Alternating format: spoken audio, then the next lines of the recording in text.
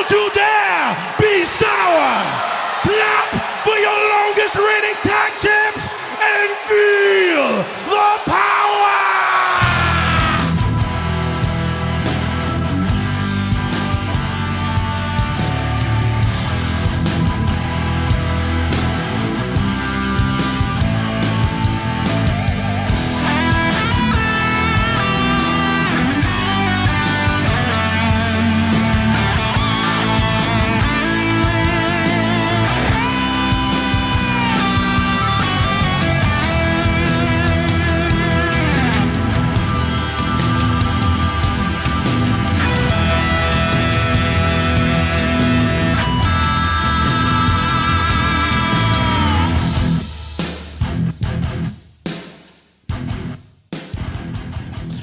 What's up, everybody? Good Wednesday morning out there to everyone that might be watching now or listening later. This is the Going Broadway podcast. Thanks for joining us. Alex and Cole with you this morning. Cole, what's happening? Good morning, everybody, and welcome to the greatest wrestling podcast ever. And boy, do we have just so much to talk about, as always, in the wrestling world. Before we get started, let's just see who we got on the chat this morning. Jeffrey, good morning. David, Billy Ray Milburn, Drew, Steven, Mark, Bruce, Brian, Jeremy. Am I missing anybody? Is that a name? Yes. Thomas. I'm just waiting for someone on YouTube to change their name to D. What was that? Have you guys seen Caddyshack where not Bill Murray, Chevy Chase is doing his little golf thing? He goes, na na na na na na na. Anyway, get a new name. No, I did not have more than one Horseman banner. I did give this away. However, the winner opted to have Mr. Tully Blanchard sign this whenever he is in town and joining us in November. He will sign it. Then I will ship it to the winner. I'm having a brain lapse. I forgot who our winner was for that. It'll come to me. Jamie, I think. Jamie, forgot his last name. Waldrop? Waldrop. There we go. Yeah, so Jamie Waldrop won this banner behind me last week. However, he mentioned, I wish Tully could sign it when he's in town. I was like, hey, I can just hold on to it and then have him sign it, then ship it to you in a couple months if you don't mind waiting. And he had no problem with it whatsoever. So, what is this Caddyshack you speak of? We got a youngster. I'm a youngster, but I know what Caddyshack is. But anyway,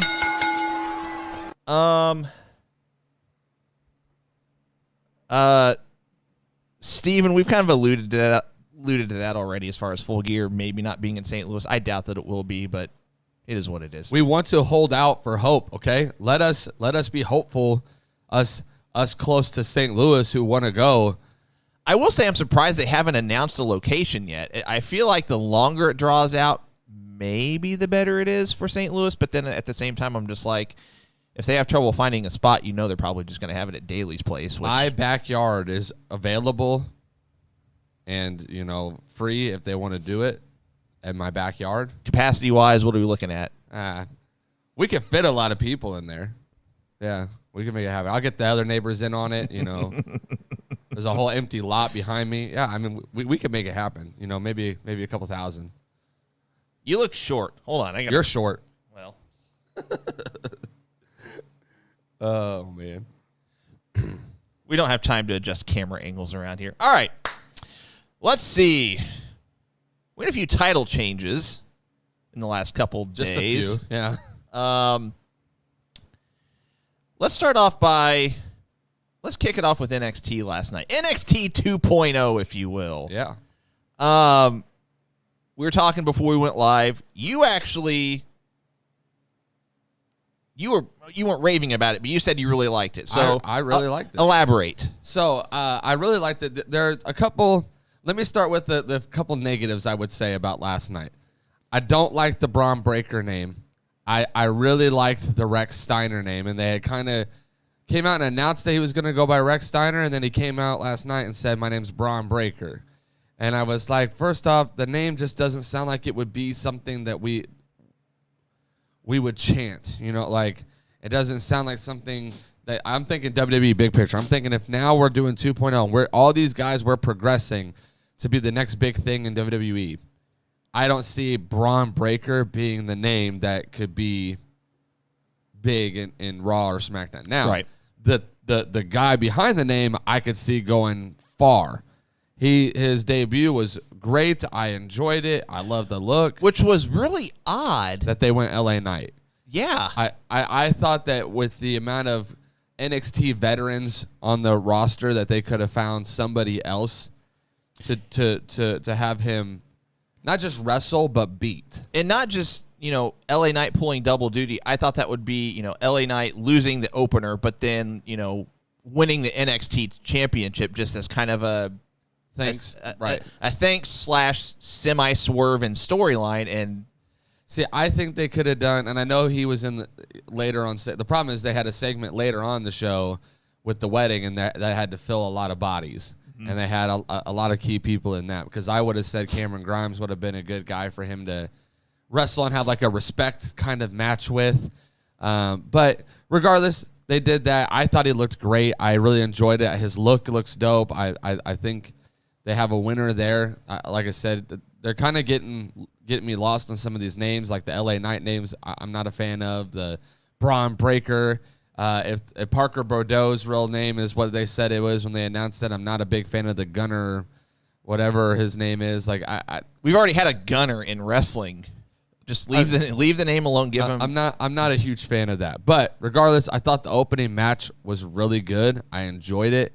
The Mandy Rose new look and kind of trio team, I'm digging it. I like it. I thought they, no pun intended, I thought they highlighted the whole brown hair change a little too much. Yeah, whatever. Just a little, but I like it. I like what they're doing there. I thought that was an interesting match. I really wish that they would have kind of capitalized on Caden and Casey as the tag champs. I really think they should have let them win it, because I think that they deserve it at this point. But they had a great match.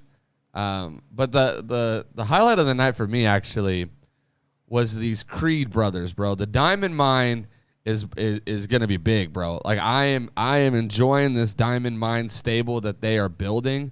The Creed brothers, bro, are nasty. They like the tag in, they slapped each other in the face. And not just like a little love tap. I mean way back from here, whap in the face. Hard as can be. These guys are like we've talked about a lot of these tag teams that are very akin to your classic 80s and 90s tag team. These guys are going back to like throwback 70s. Just, I'm trying to think of the right word. It's just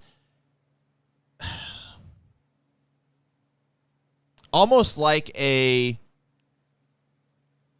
I don't want to say Bruiser Brody, because A, some of you guys might not know who I'm talking about, and B, maybe not that sadistic, but just like intensity. And yeah, intense. I mean, intense is an understatement. More like just Dick the Bruiser, brutality minded, just brutes. I mean, that's a best way I can think to put it. They looked amazing. Well, let's touch on this. So, first of all, Jeremy had a nice compliment. I appreciate the compliment on my shirt. I do have some matching kicks, by the way. I'm going to throw these up. Oh, let's see. Look at that. Get it on camera. He's Jordan up today. My Jordan 1s. Cole and I are both shoe guys, and I thought it'd be cool to, not to get off topic, I thought it'd be cool to get like our own Going Broadway podcast, custom Jordan 1s or something. Ooh. I could get down with that. So, wink, wink, if any of you guys want to send us or create us some Jordan 1s, we wouldn't say no. Size 10. Just I'm a size 10. I'm just kidding. half joking, half serious. But anyway. But then, hold on. But then he throws out some fighting words, which contradicts what you told me before we went live. He said, the arena looks dumb. I disagree. First of all, the seating is way better. The way they had the seating beforehand, you didn't even know there was a crowd there. Like they got rid of the panels, I think. But I enjoyed the look. Listen, I'm going to be one of those guys that is always going to try to look for the best in things. And I thought NXT 2.0 really kicked it off pretty well last night. The Creed, like I said, the Creed brothers, they will, mark my words, be the next NXT tag champions. They will be the team that beats MSK. Even though MSK is killing it, and honestly, there's not really much more for them to do in NXT anyways. I wouldn't be shocked if you see MSK debut onto Raw or SmackDown within the year, because once they lose their belts, they will go to the main roster. And I think they're going to do that with the bulk of the pre 2.0 roster. I mean, you'll have some other guys stick around. Some of the women's roster stick around as well. But I think we will see within the next, I'd give it 6 to 9 months, you'll see tag teams like MSK, and you'll see guys. I'd go as far to say you'll even see guys like Pete Dunne, Kyle O'Reilly potentially. And I think the draft would be the perfect time to do it. I don't know that they're including NXT in the draft, which another bit of news, they confirmed the dates for that in October, which, I mean, that's been the rumor for quite some time 3 anyway. days, right? It's Monday, Friday, Monday. I thought it was just Monday and Friday, the 1st and the 4th, I think. Oh, I thought I read that it was Monday, Friday, Monday. Maybe. I don't know. Nonetheless, I agree that let's just put it, I'm trying to give a time frame here. I think they're going to try to do all of this by January, February timeframe, because I think they're going to utilize some of these. I'm not going to use the word call-ups anymore. At least I'm going to try not to. But bringing guys from NXT to Raw or SmackDown, MSK, Pete Dunne, Kyle O'Reilly, Ciampa maybe, Gargano potentially, but that's a whole other topic that we might get into as far as contracts and this and that. I think they want to move these guys so they can use them potentially for WrestleMania season. Royal Rumble. Well, possibly, I was going to say possibly even before the Rumble, but nonetheless, they do. I think they want to do as much of a full reboot as possible with some exceptions. They might keep Raquel around, for a little bit longer. However, something else you alluded to, this new girl they brought in, I wouldn't be surprised if she's an NXT champion within that 6 to 9 month time frame. She looked, one of the best women's wrestling debuts I've seen in a while. I can't think. Why am I blanking on her name? Do you remember? I don't remember. We had talked about she had won Titan Games, right? And she won it. I thought she won it. Maybe she was on it. I know she was on it, but I thought she won it. But either way, she fits. So does Raquel. She fits the build, the type of person that they're wanting for NXT. And again, with this rebranding, I'm really loving some of the names that are coming out of this rebranding. Now, the biggest swerve of the night was when they had Kyle O'Reilly be taken out of the match for the Fatal 4-Way for the NXT Championship. When he got taken out of the match, I was like, oh, so they're going to go triple threat, and they already had LA Knight lose a match earlier. So I was like, keeping me on my toes still. Then when Regal announced that there was going to be a Fatal 4-Way still and they were going to replace him, I started, before he named anybody, I just, in my head, I'm literally going around the clock, who else could they put in this match? Right. I'm trying to think of another name, and I just couldn't. And then when he announced that it was going to be this, what was his name? Vaughn, or why am I blanking on his name? I am too. He looked good too, though. You watched that? I know he's one of the, if you guys remember the Beverly Brothers tag team, he's one of their sons. If you did not watch NXT, Von Wagner. If you did not watch NXT, I'm telling you, the names that you don't know showed out last night. Well, just a little bit of news on this Von Wagner guy. So I read an article last night, and I'm trying to see where so he was formerly known as Cal Bloom, which I would have kept that name just personally, but basically the quote was, and I can't find it, but they were basically comparing him to a younger version of Edge. They see that much potential in him. small sample size. I don't know if I would go that far, at least for now. But then again, I'm not within WWE. I have not seen him. I've not seen him much before last night, and obviously they have. So who am I to judge? Yeah, he looked really good. I think looking at it now, I think Ciampa is the right decision to give the belt to at the moment because they need a recognizable face, and I think Ciampa gives them that.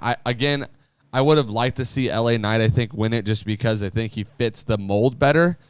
But right now, I think Joe is probably really hurt, Samoa Joe, because I think they really like the idea of having, even though we're rebranding to this new look and new build and all this stuff, we need to have a recognizable face for TV purposes as our champion right now until we can build some of these guys up. Right. So I think Samoa Joe was normally their first pick. When he got hurt, whatever happened there, they had to have a face, somebody really believable, like we know this guy, and I think Ciampa was the better bet that night. So yeah. I'm cool with that decision. I thought it worked. I'm okay with it. It's kind of akin to the Jericho Hangman Page for the AEW title match. I would have rather had Page win, but I get why they went with Jericho just for name recognition. So I'm okay with it.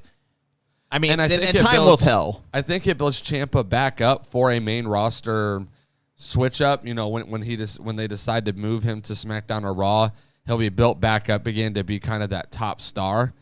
So a lot of cool things. I really enjoyed it last night. The wedding segment was hilarious. That was gold. And I told you before we went live, and I told my wife last night too. I was like, she's in the other room and heard I was watching wrestling, and she heard me laughing, and she's just like, "What are you laughing at? I thought you were watching wrestling." And it's like, oh, they had a wedding segment, and I thought it was going to be really dumb, and in a way it was, but in a super hilarious way, like not dumb in the sense that I wish I didn't watch it or I wish it wasn't on. It was just start to finish. I mean, I don't think it could have gone any better. It was funny. They had one. I loved the Austin Theory coming in, and he said, I brought a priest, and you got Damian Priest on the show, and they're just having a lot of fun with it.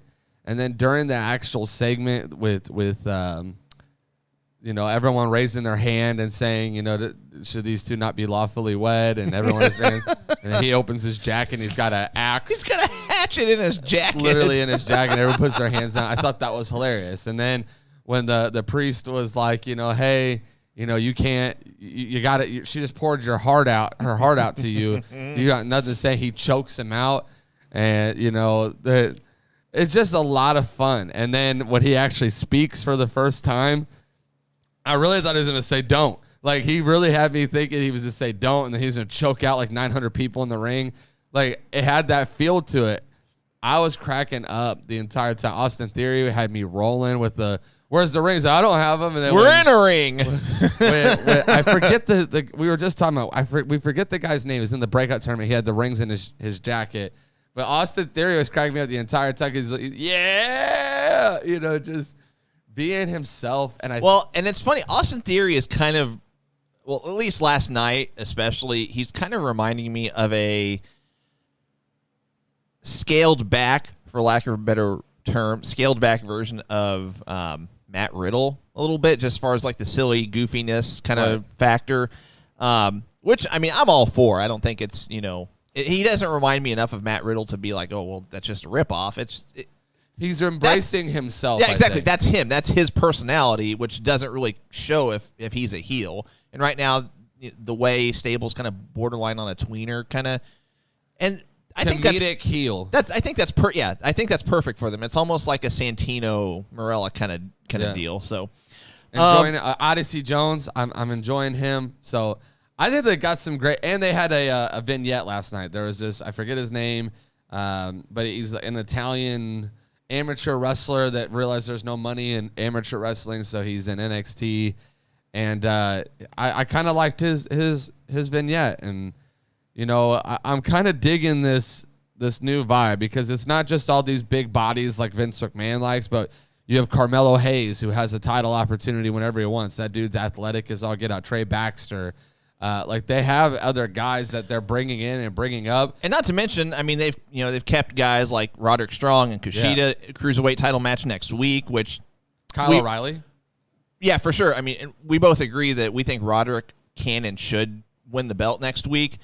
So Isaiah Swerve Scott's still there. Santos Escobar still there. So it's not just switching to this big guy promotion, and I like that. But I like that last night I felt like I was getting introduced to like the future of wrestling, and it just was refreshing. I will say it was a good combination of keeping enough of an NXT vibe, but also almost feeling like it's, an FCW or an OVW kind of thing, which you felt you enjoyed it more than I did. I kind of thought last night, for me personally, was kind of a roller coaster. I mean, just kind of a lot of more ups than downs for sure. And I don't want to say like my down parts were, for me personally, were huge disappointments, because overall I thought the show was better than I thought it would be. So it's got me intrigued enough to where I will still watch it next week. And week by week, ultimately, if you are a wrestling company, that's your goal, is to get you to tune in next week. So we'll see. Let's transition a little bit and talk about Big E, new WWE champion. So I posted on our social media pages that Monday Night Raw was the first time, this past Monday's Raw was the first time I had watched Raw from start to finish in quite some time. And I actually did that just because I knew I was going to be able to. I was going to have time to watch it. And so I was like, why not give it a chance? And this was actually prior to me finding out that that Big E was going to be cashing in his contract, which he actually posted on his Twitter, I believe, that afternoon, but I didn't find out about it until maybe 10, 15 minutes before the show actually started. So we started off the show with the Big E clip. Don't be sour, this and that. I'm going to be sour a little bit. I think that Big E definitely deserves to be WWE champion. I think he's deserved to be WWE champion for better part of a year now, probably. However, I disagree with the timing of it. And I also disagree with the rumor is, so I think it was Andrew Zarian from Matt Men Podcast who revealed that the original plan was to have him win it during one of the draft nights, and they bumped it up. And you can say it was because of, how AEW booked All Out. You can say it was a direct reaction to that. Whether you agree or disagree, that's not my point. Don't try to have a title match even when you've promoted it as such. Don't announce that, hey, Big E's cashing in his Money in the Bank or whatever. Don't go up against Monday Night Football when it's the week one of Monday Night Football. You're going to lose. I'm sorry. And I'm not a big NFL guy. I mean, I like football, but I'm not a big NFL guy. I'm just not. I'm not going to get into specifics. I think Big E really deserved to have this moment at WrestleMania. I think it should have been in front of 70, 80, 90,000 fans. I think ultimately that was the payoff we were looking for. That's the payoff that I wanted. That's the payoff that Big E deserved, in my opinion. And it ends up being on Raw's lowest rated show in months. And that's not Big E's fault. I'll even go as far to say that's not even WWE's fault. You're going up against Monday Night Football. It's going to happen. So first off, WWE came out and said that they're not competing with AEW. So right. they don't put cards together to try to combat. Whether or not that's true. And I'll say I don't necessarily agree or disagree with that. It is what it is. I don't think they do for the most part. Like, I think they might do things for direct signings like the CM Punk signing. I think Brock Lesnar was definitely an answer back. Becky Lynch was an answer back to that. But as far as consistent booking, they said we compete with other sports. We compete with football, baseball, basketball, yada, yada, yada. So I definitely think this was a call hoping that it would help boost the ratings against football regardless, because they're going to have to go up against it either way. So let's try to win. Let's try to get views. So I kind of understood why they did it, but I agree with you. I thought the timing was wrong, and I didn't think there was really I would have liked there to kind of been a storyline. He had been teasing Roman Reigns so much on SmackDown that there was just some kind of storyline there. There was something believable there. And you know, we kind of talked about that Big E was probably going back to Raw anyways during the draft. So this was kind of a swerve to begin with. What I actually would have liked to see, I know you're saying WrestleMania. I would have said Survivor Series. Here's why. I would have booked, it doesn't matter who wins, Roman or Brock Lesnar. Right. Dream match, Roman versus Bobby Lashley for, you know, champion versus champion. Dream match, Brock Lesnar versus Bobby Lashley, champion versus champion. I would have had Big E come out to ringside during that match. Sit there taunting his briefcase the entire match, saying whoever loses, I am cashing in on. Like, just because now there's the suspense of who is Big E going to actually challenge the entire match. Like, I'll even go as far to say, let's say that it's Lashley against Reigns or Lashley against Lesnar, whoever, like you said, and they just have this physically intense match to where, you know, they're both laid out at the end of it. Yeah, well, let's just say, so we know that regardless if it's a Survivor Series, it's not going to be a title match. It's just going to be brand versus brand kind of thing. Right. So you can end it however you want because they're both still going to have their championship at the end of the match. You can even have it be like a double DQ or a schmoz finish, however, whatever you want. But at the end of the match, they're both just like laid out, dead dog tired, just beat the crap out of it. You know, they can't get up. Big E comes in, you know, says he's cashing in, and you literally would not know until right before. Actually, I'll take it a step further. Says he's cashing in his Money in the Bank, but you've got both champions in the ring.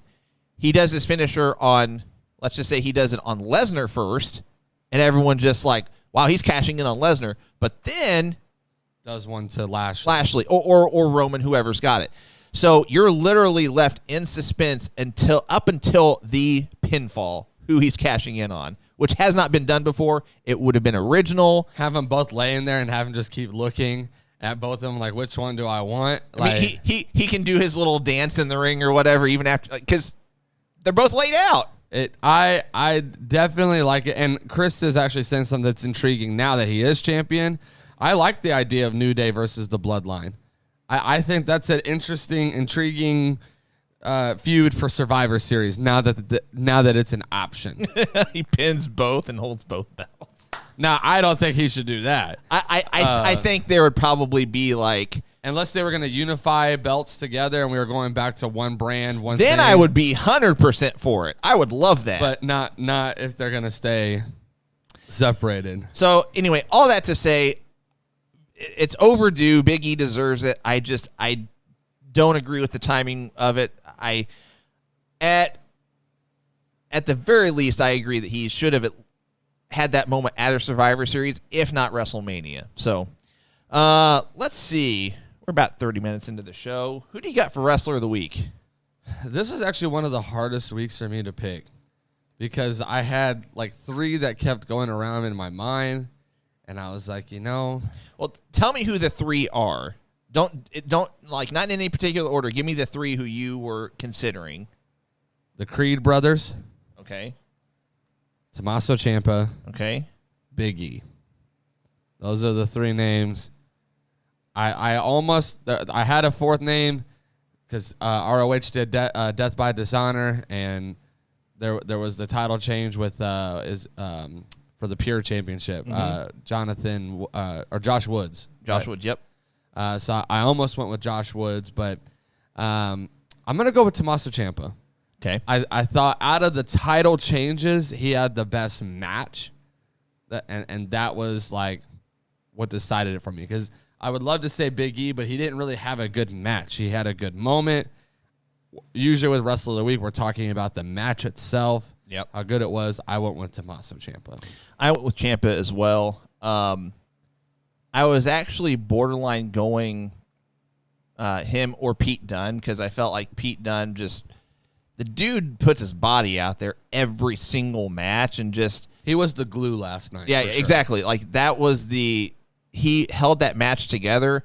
And not to mention, I mean, shouldn't really be factored into Wrestler of the Week, but I originally didn't pick him to win the match because literally up until yesterday, it was rumored that he was not signed to a contract, that his contract was going to expire, this and that. But he signed a long-term deal, so that got me thinking. I even messaged you and our buddy Austin. I was like, maybe this changes who my pick to win, because my original pick was LA Knight, and I thought, well, maybe Pete Dunne is that guy to kind of propel them. And anyway, but I went with Ciampa as well. So yeah, the match I felt like I had higher expectations for, but at the same time, it wasn't a bad match. Had Kyle O'Reilly been in it, I think the match would have been even bigger, but I thought it was still good. And I also don't understand why they wrote him out of the match, just other than just trying to get some guys' names out there, kind of, again, trying to shift the mold a little bit. And again, I mentioned this to you when we both said we thought LA Knight in our group chat. We had both kind of said we think LA Knight's going to win this match. I said Kyle O'Reilly would be the perfect person to chase the title next. So with Tommaso Ciampa being the champion, could you imagine Ciampa versus Kyle O'Reilly at the next NXT TakeOver? I think it's to kind of keep him as the next number one contender and not just someone in a one-off fatal four-way match. Right. What a miscarriage of justice!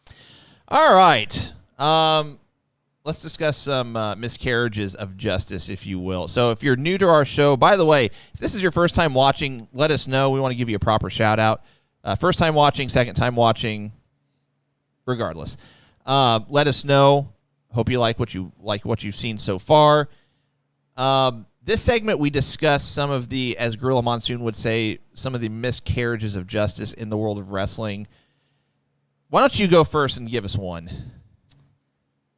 I mean, we've been stuck on this topic pretty much, all morning.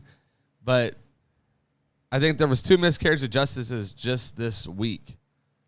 We kind of jumped the gun a little bit, for sure. One of them being LA Knight taking 2 losses in the same night. That's what I was gonna say. For me, is a big no. I mean, he's and I get that he's doing his job, and he's doing it well.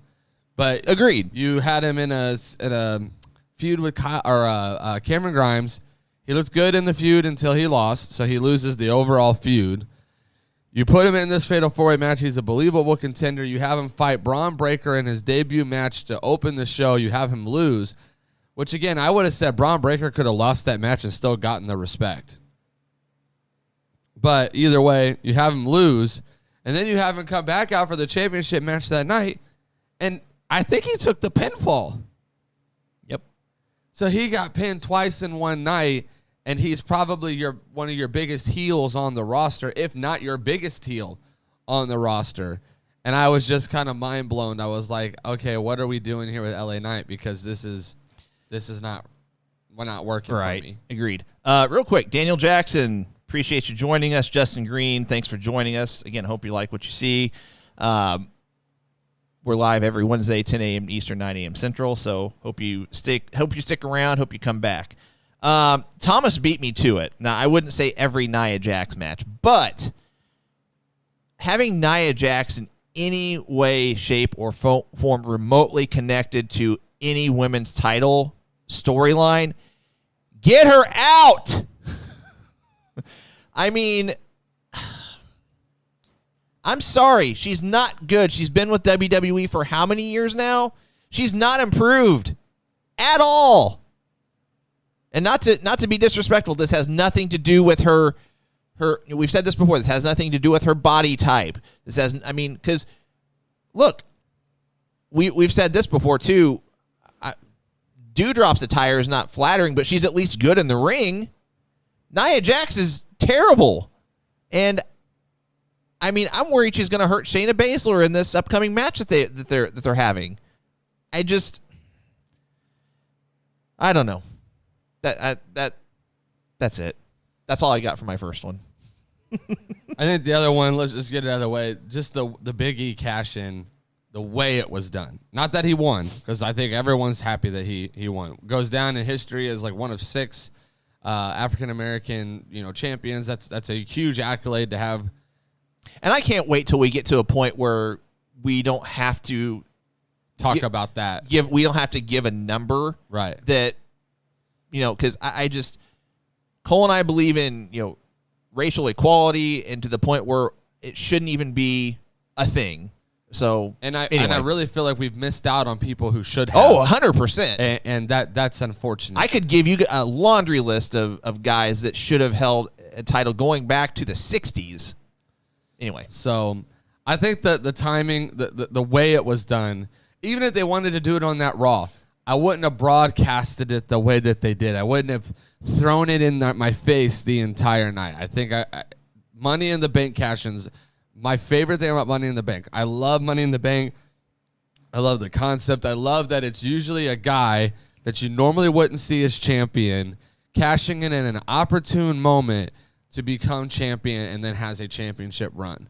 I loved it when Edge did it. I loved it when Dolph Ziggler did it. I loved it when Jack Swagger did it. I loved it when CM Punk and Seth Rollins more recently. Like, I love the opportunistic kind of the spontaneity of it of the briefcase, which that was something else I mentioned before we went live.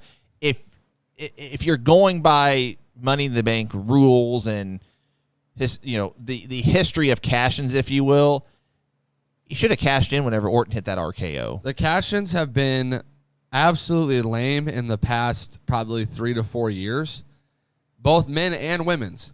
I mean, even last year, Otis winning the belt, the briefcase, not making him serious, not making him believable. You get rid of the briefcase on him and you give it to Miz, and Miz basically broadcast that he was going to cash it in as well. And then you turn Odious. You turn Otis. You turn Otis super serious right after that. Like, why not just do it when he had the briefcase? I would have been rooting for him to win the belt had he had this serious vibe to him with Chad Gable as his, manager or whatever. But right. The cash-ins and the Money in the Bank, honestly, that's probably more the miscarriage of justice than just Big E, because they've all been pretty bad in the past probably 3 to 4 years.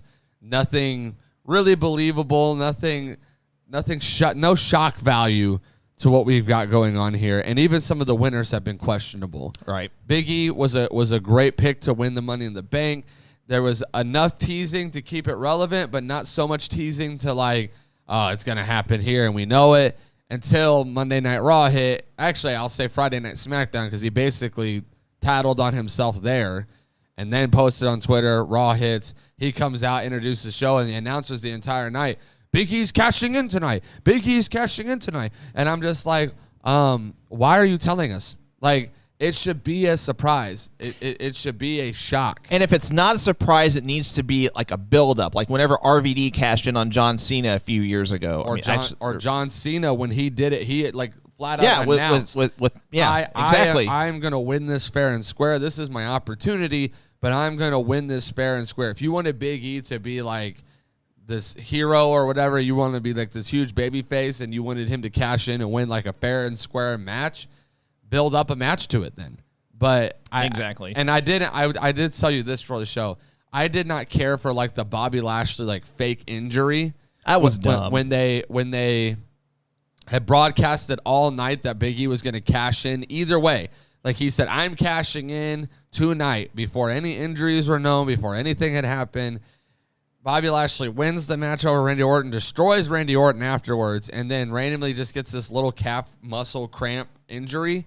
And then Big E's music hits like that's his opportunity. And I'm like, no. Like, if anything, they should have had Bobby Lashley win, but Randy Orton gets up and RKOs him again just for fun, and then have him come out if that's what you were going to do. But I just felt like the way they booked it was kind of poor and not fair to Big E, but that's been how the Money in the Bank's been booked for probably the past 4 years. So the last miscarriage of justice I have was, unfortunately, and this could also fit, we have another segment, if you're new to the show, we have another segment we do called Unpopular Opinions. This would fit that bill as well. People on social media actually said that they liked the Hardy-Priest match. I thought it was messy. I thought it was... I don't know if their chemistry, the ring chemistry was off. It didn't work for me. I think people were just more happy to see Hardy in a non-24/7 championship storyline, plus the added storyline of being in a U.S. title match. Priest is better than that. And again, it could be. I can't really place the blame on either of them specifically. The match just felt off, and it could be because I want to say it was maybe 2 or 3 minutes into the match. Hardy was already gassed at that point. I think Hardy just needs to let his contract with WWE run out, finish his career. By default in AEW, finish his career with Matt. I would say if it's not AEW, at least finish on his own terms. Well, finish his career with Matt in tag matches, whether it's in AEW, whether it's him and Matt doing indie dates, whatever. But it's just, unfortunately, and I'm a fan of Jeff Hardy. I think I would probably put him in my top 20 wrestlers of all time. I think he's that good. Of all time, not just current wrestlers or whatever. I put him in my top 20 of all time. But I think it's just age has just caught up with him, and he can't go as well as he used to. So unfortunately, that match is a miscarriage of justice for me. I think Jeff Hardy in general, the way they've used him here recently has been a miscarriage of justice. Having Karrion Kross put him over on Karrion Kross, or Karrion Kross over on Jeff Hardy. Right. Having Jeff Hardy chase a 24/7 title shot, which, to be fair, Hardy's attitude during all this has been phenomenal. I've been very impressed with how he has conducted himself, saying, you know what, it's a job. They said I'm chasing the 24/7 title this week. I went and chased the 24/7 title this week. So I appreciate his heart. I think they're misusing him because even though he can't go as long in the ring, he's a name. He's something you should be using, whether it's in dream matches and fantasy, booking in a sense, with people we'd want to see him against. Right. Could he be a guy that goes down to NXT and kind of gives some name value to NXT and works with some of those guys and, uplifts some of those guys maybe. But, honestly, Jeff Hardy's that guy that I'm like, I almost want to see him have one more world title reign before he ends his career. Because that whether or not he could have a believable one, it would have to be probably a very short-lived one. But I would like to see him be the top of a company, whatever company that is. If he wanted to go back to Impact and be the Impact champion one more time, I'd be okay with it. I just want to see him thrive in singles one more time, and I'd like to see him thrive with Matt Hardy one more time. And I think them winning the AEW tag team championships would be ideal. Gotcha. We're going to transition a little bit here. Promotional consideration paid for by the following. Want to let you guys know that you can check out the Going Broadway podcast every Wednesday morning, live 10 a.m. Eastern, 9 a.m. Central Time via our Facebook, Twitter, and YouTube pages / channels, if you will. We are still going to do our 3 free belt giveaway once we get to 5,000 Facebook likes. Guys and girls, at last check, we were like 10 likes away. I think I just said the word like too many times. We were about 10 likes away from that 5,000 like mark. Help us get there. Share this with your friends, your family, everyone on your Facebook pages. Tell them to like our Facebook page. Our camera view is wrong right now. I just noticed that. I pressed the wrong button. There we go. Like our Facebook page. Follow us on YouTube. Follow us on Twitter. Follow us on Instagram. Subscribe to our YouTube channel. Hit that notifications button on Facebook and on YouTube so you're alerted when we go live. every Wednesday morning, again, 10 a.m. Eastern, 9 a.m. Central Time. Our social media pages are scrolling across the bottom of your screen right now. So check out those links. And again, like our Facebook page, follow us on Twitter, follow us on Instagram, subscribe to our YouTube channel. We are on Patreon as well, patreon.com/GoingBroadwayPodcast. If you would consider becoming one of our monthly financial contributors, we would sincerely and humbly appreciate it. We have 4 different tiers to choose from. Each has their own perks and benefits. Some of those benefits include, but are not limited to, additional giveaway entries into that free belt giveaway that we're doing, discounts on your Going Broadway podcast merch purchases, as well as free merch, and I'll throw these up as well. These are our current WCW early 90s tribute shirts. They do come with the purple and gold scheme, as well as our Going Broadway podcast colors, black and green. So if you're interested in any of these, contact myself at our Going Broadway Podcast Facebook page. They are $25 shipped plus applicable taxes for a t-shirt, $50 shipped plus applicable taxes for a hoodie. It is getting close to hoodie season, as Cole would say, so consider getting one of those, and we'll hook you up. Our online store is still in the process of being set up, so hopefully soon, I'm even more hopeful by this time next week, you'll actually be able to just go online and purchase them directly, so you wouldn't even have to contact me. And I'll keep you updated. So,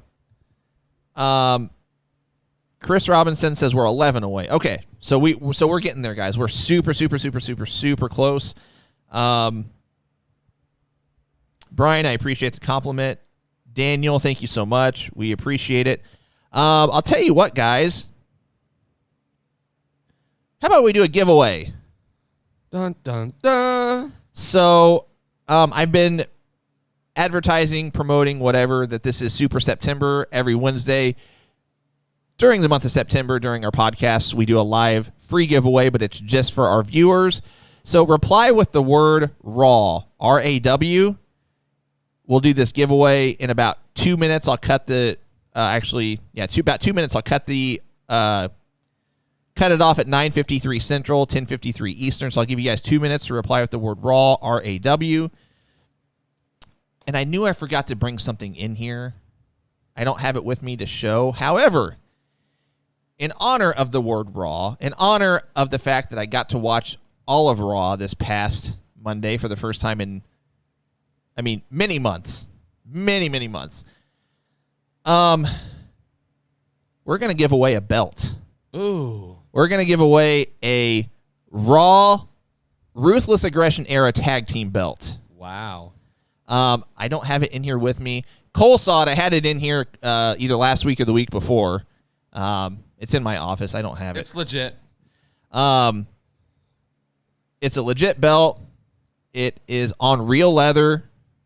So It can be won via pinfall. Or submission. I would do our little punch on our table, but then I'll set off our soundboard, which is really touchy. So this will ship to the winner today. So as soon as the podcast is over, I actually still have to ship out the winnings to our winners from last week.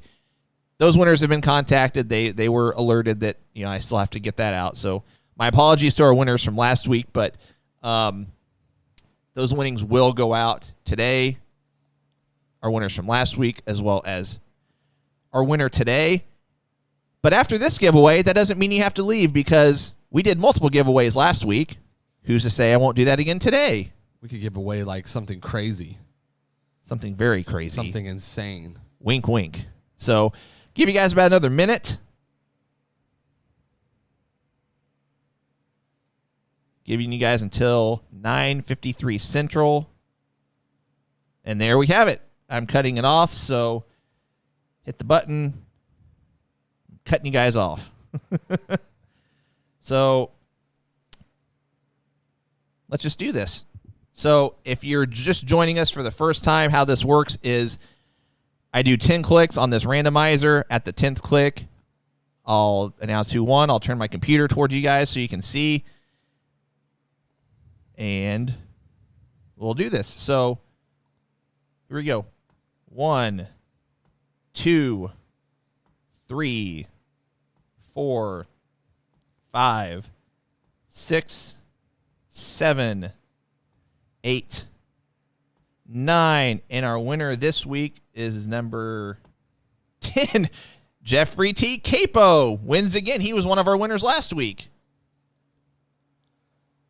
Congrats to Jeffrey. Congrats again to Jeffrey. So T. Capo.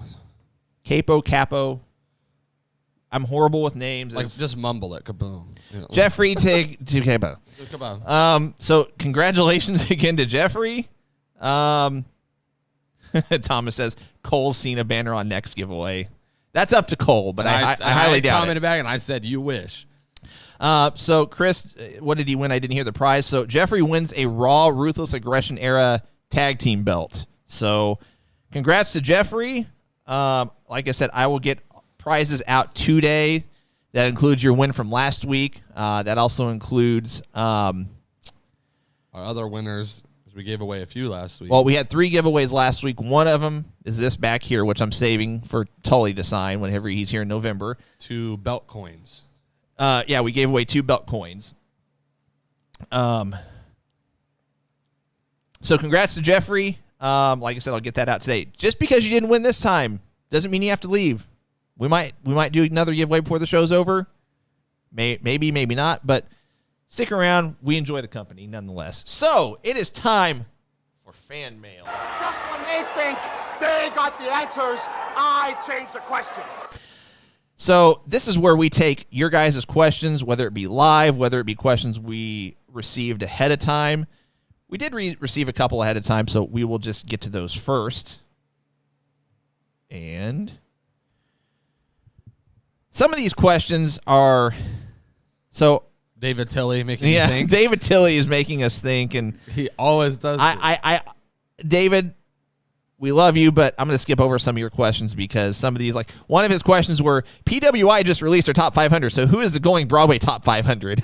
Oh my goodness! I would need like a month. As I say, we would not even have that next week. I could probably get 100 together a week. Not even that stretching it. This is a legit question. So this comes from David. He asks, with WWE having few to no over baby faces, if they wanted to keep Becky and Seth on the same side, do you think it would have been smarter to turn Seth face?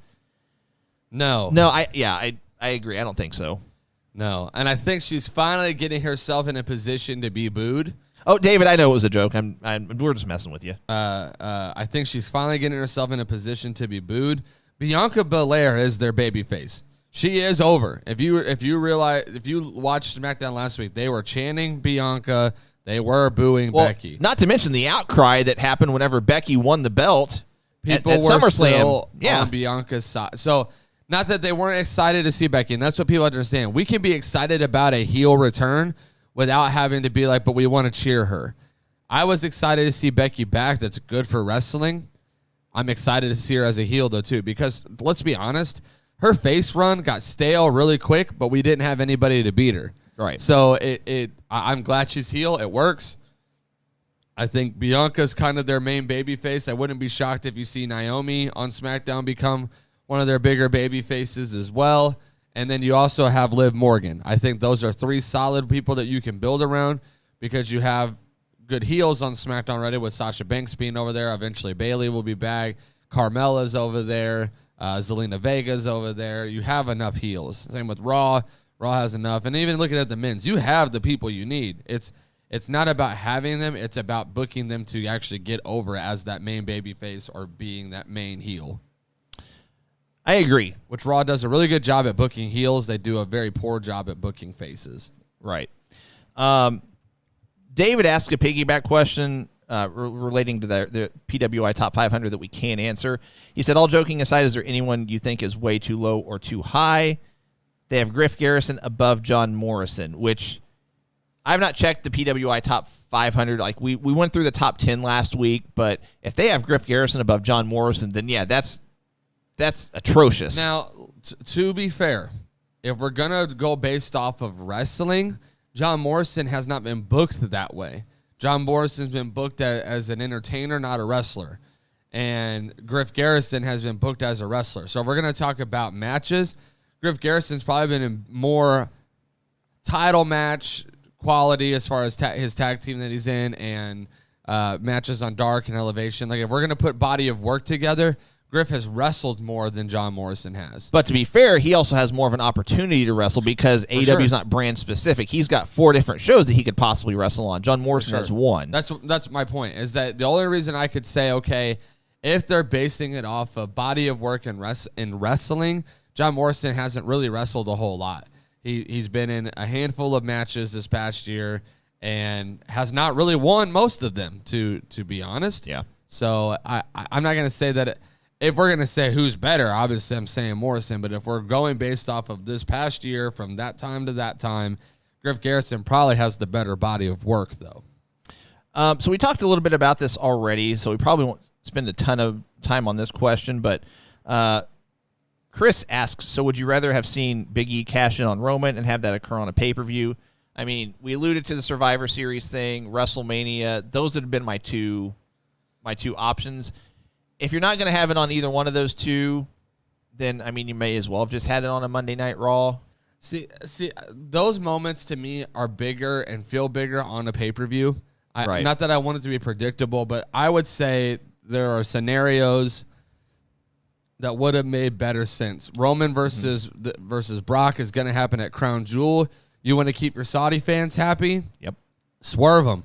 Brock Lesnar, even if Brock Lesnar loses to Roman and then after the match, he gets right back up and he F5s Roman like 900 times and then Big E's music hits and he comes out and he beats Roman that way, you keep your wrestling fans happy because Big E won. Saudi goes home happy that night because it was such a huge swerve. Huge. If it's not at Crown Jewel, you do Survivor Series and you have Roman, Brock, whoever versus Bobby Lashley. Whoever loses the match, Big E goes after. If it's not Survivor Series, Royal Rumble would be a great one because Royal Rumble you could have whoever fight whoever, and Big E comes out and cashes in his Money in the Bank. Yep. If not there, WrestleMania. But somewhere along the line, I think it would have been bigger and there's better stories and better things to write if it was at one of these pay-per-views because there are pay-per-views coming up that is so easy and it really writes itself to have a big moment, a shocking moment, an out-of-the-blue moment that would have felt bigger than what we got on Monday Night Raw. 100%. Let's get to some questions that were asked live on the chat. Mark asks, do you think Paul Heyman is going to have something to do with Roman Reigns losing the belt to Brock? No. Probably not, unless it's like an indirect thing. He tries to help to interfere and cost Roman or something like that. I'll answer it this way. I don't think he's going to switch alliances to Brock. I wouldn't be shocked if Brock's deal literally ends at Crown Jewel. His deal was so quick. It was such a quick signing because they wanted that shock value. I read it was done within like 24 hours. So I would have to venture to say that this was booking him all the way through Crown Jewel to give a Saudi show a big name to promote and whatnot. And he'll have a 10-minute match with Roman. There'll probably be some interference with the Usos and Paul Heyman and all this stuff. And Roman will get the win. I don't know how that sets up for Roman to lose the belt to somebody else, but regardless. Yep. Jeremy asks, do you think they keep fast-tracking Bryan Danielson to a title match with Omega or keep Kenny on top until Hangman makes his return? I personally hope Hangman comes back for a shot before Bryan holds the championship. We've not talked a ton about AEW today. Selfishly, I hope we get the payoff with Hangman winning the belt. I mean, ultimately, what should happen, in my opinion, is that they need to have a match with Hangman and Kenny. Hangman should be the one to kick out of Kenny's one-winged angel. Hangman should win the belt. As far as if I think Bryan Danielson will win the belt, I don't think so. I don't think Danielson will. I don't think CM Punk will. I mean, I would go out on a limb to say, not that I think this will happen because I don't, but from a storyline standpoint, I can almost see Adam Cole turning and winning the belt before I would see any of the other between those three, so Danielson, Punk, and Adam Cole, I'm inclined to think that of those three, Adam Cole would be the one that would win it the soonest and have him turn on the Elite or the Elite turn on him or whatever. That's the one I think is most likely. However, I don't think that's going to happen either, but been wrong before. Wouldn't be the first time, won't be the last. But we'll see. That's the good thing about AEW is that they've got kind of all these storyline possibilities that are intertwined. And I mean, it's kind of cool to see. You don't necessarily know where they're going to go next. However, to the contrary, sometimes that's come back to bite them in the butt, so to speak. And I think for me, I'd like to see some of these names chase a different belt. You know, Miro doesn't really have contenders right now, in my opinion, that are believable to beat him. And I'm sorry, but I love him on the mic. His gimmick's but stupid. but Eddie Kingston is. I just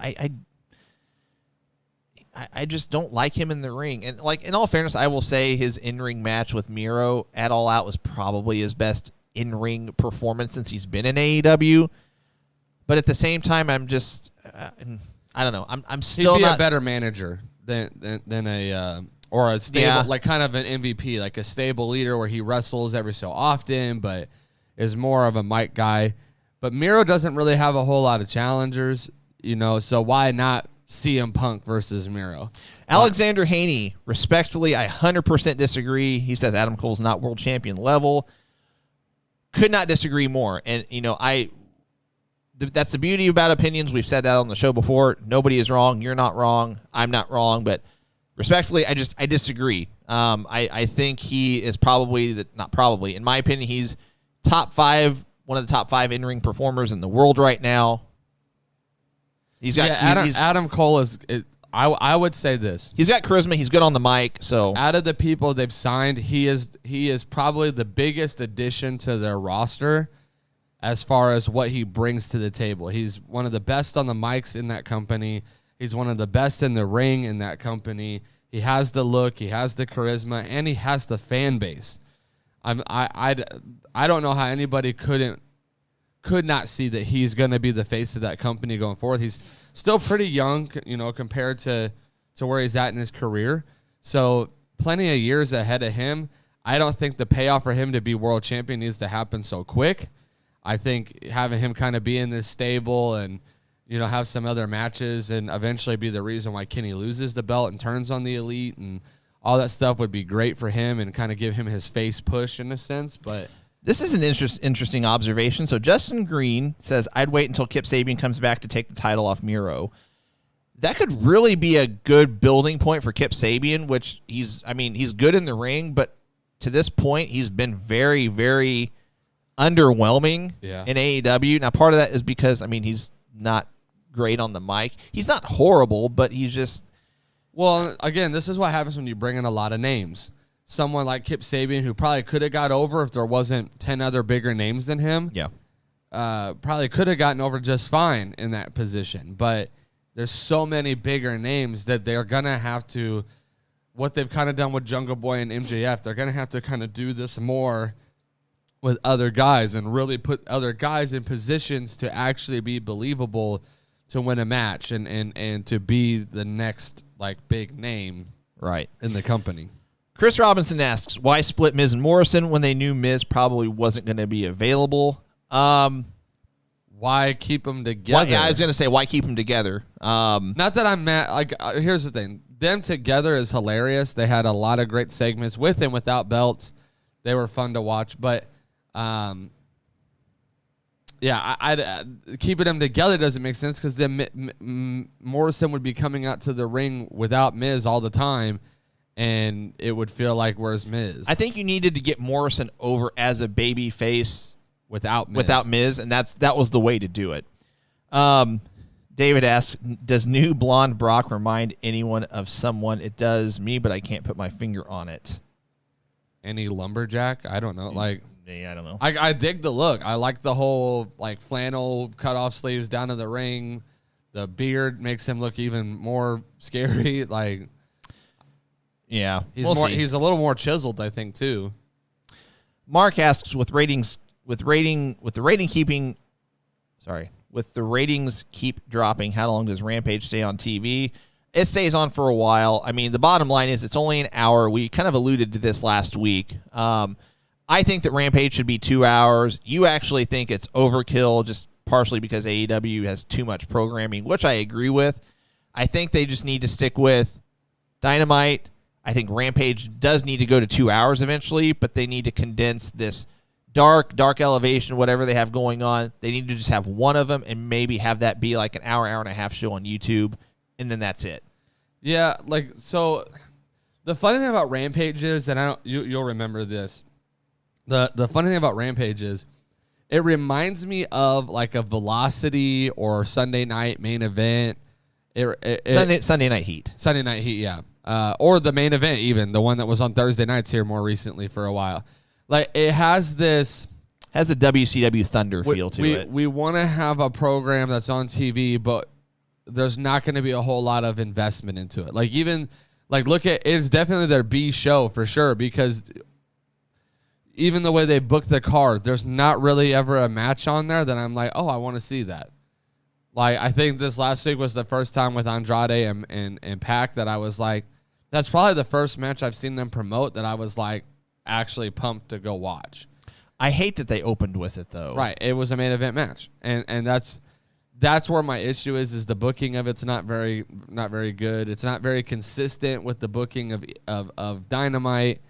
I would agree that out of the shows, I would probably keep Rampage and either combine Elevation and Dark together, or just get rid of it in general and make Rampage your show where you give those guys, those up and coming guys, a chance to wrestle there on TV. Yeah. And if you want, I know they just put in like a permanent location for Dark at Universal Studios.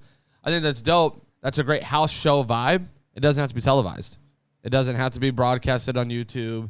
Just let that be house shows. Let those guys develop your guys there in front of a crowd, and then as they're ready, bring them onto Rampage on Friday nights on that hour show where they're only going to get a 10-minute match anyways, and let them build themselves on Rampage, and then let them build from there. But let it be a stepping stone to something bigger, and I feel like Rampage will probably stay around because it's not so bad that people aren't going to watch it, but it is dry.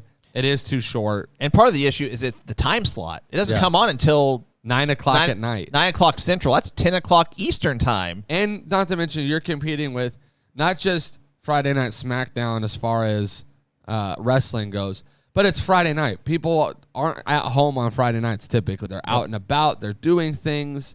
We're in football season now, so you got football on Saturdays. You got football on Thursdays eventually. You got football on Sunday. Like, that's a huge jam-packed weekend if you're a wrestling and a football fan. Like, there's just a lot going on, and so I think it's going to fall flat, and I don't know if they'll stick with it if it continues to stay flat when the time comes to renew the TV deal. Let's do one more question. Which one do I want to pick? Let's go with Thomas's question. Do you think the storyline with Dark Order in Disorder is setting up a Bray Wyatt entrance? Do I want it to? No. I think if Bray Wyatt comes into AEW, he should be his own thing, his own entity. No matter what gimmick, no matter what persona, however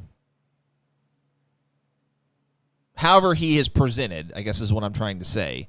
But is it going to go that way? I'll say I won't be surprised if it does, but I hope it doesn't. So the only issue, I have a couple issues with that question. First off, it's not even confirmed that he's going there. There is a huge rumor that he could end up in Impact. And honestly, not that I feel like he is an Impact level wrestler by any means, because I think he is very talented, all that stuff, but I think his gimmick and his creativity fits better in Impact. And honestly, there's just so many names in AEW. I hate that. I absolutely hate. That is the one thing about AEW that I don't like right now, is there's so many names and they don't get used, and they don't get used correctly. Like, early on in this, I was pumped to see names like Brian Cage go to AEW. I thought it was going to be a huge, like, building ground, stepping stone for him, and it's actually been probably the worst decision he could have made for his career right now. And that's where it's frustrating, is that we keep bringing in these names, and so I just feel like Bray Wyatt, or whatever he'll go by, is going to be another name that gets brought in. He'll have a huge, like, pop when he comes out, and then we'll have him in a storyline with, you know, Lee Johnson, because we don't have anybody else for him to feud with, and he can't go to the main title picture because it doesn't make sense right now, and we don't want to digress him down to Miro in the TNT title, and he's not in a tag team, so we can't put him in the tag division that already has 900 and something teams. And God knows we don't need another stable in AEW. So, you know, it's. Oh. I just don't think that there's a place for him, especially when they're saying Impact. He could end up in Impact, and I think that's actually a little bit more intriguing for me, especially knowing like Buddy Murphy's going there, knowing that Titan, aka Braun Strowman, is going there. I'm more intrigued with that idea. Now, if he goes to AEW, I don't think it's setting up for that, because it looks like they're going to be dysfunctional and almost disbanded before Bray Wyatt's 90-day compete clause is even up. Yeah, his non-compete expires in, like, what, late October? It's supposed to. Now, nothing's been confirmed. It's supposed to be late October by a 90-day compete clause. Some are speculating that he might have something in his contract that's even longer than that. That he could have a non-compete clause that could be maybe 120 days. Or that his contract could have been extended because of the whole, you know, leave that he took prior to his being released. So, I mean, that's a good point. There's a chance he may not debut until end of September. Or not September, November, sorry. Okay. Or later. You know, the rumor is that he may not debut until the end of November. So, that's like 2.5 months away. So they were already, Dark Order was already punching each other in the ring this past week. So yeah. I think the dysfunction's coming. I think it, honestly, R.I.P. Brody Lee. I loved what he was doing with it. There is no other leader for this group. I agree. Bray Wyatt is not going to come in and save this group and turn it back around. It doesn't make sense. When Brody first passed, it might have made sense for him or Eric Redbeard or somebody to come in, but it honestly doesn't make sense.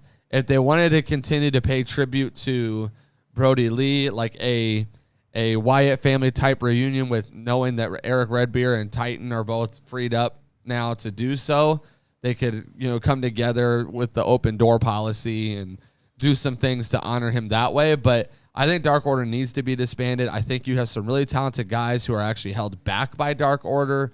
With Colt Cabana's not really doing a whole lot because he's in Dark Order. John Silver and Alex Reynolds. You have what's the main two, the tag team? Stu and Uno. Evil Uno, yeah. You have them. Anna Jay and Ty Conti are held back, I believe, by Dark Order. I think it's more of a hindrance than it is a help to some of these guys, other than the comedic value that they get out of it. Yeah. So let it die. I'll speak to a couple things. Really quickly. I think if you have Bray Wyatt if you have him come in and be that, like, de facto leader or whatever, when he was already taking leave from WWE, allegedly rumored because of Brody Lee's passing, do you really think that would be good for his mental health? I'm not making a joke about that. I'm being 100% serious. I don't think that would be good for him personally. On a personal level, I think that would be awful. The second thing is, you mentioned, and this is like a topic you mentioned not too long ago. I agree that AEW should trim some of their fat, but really, as fans, we're the only ones that hate the fact that their roster is huge.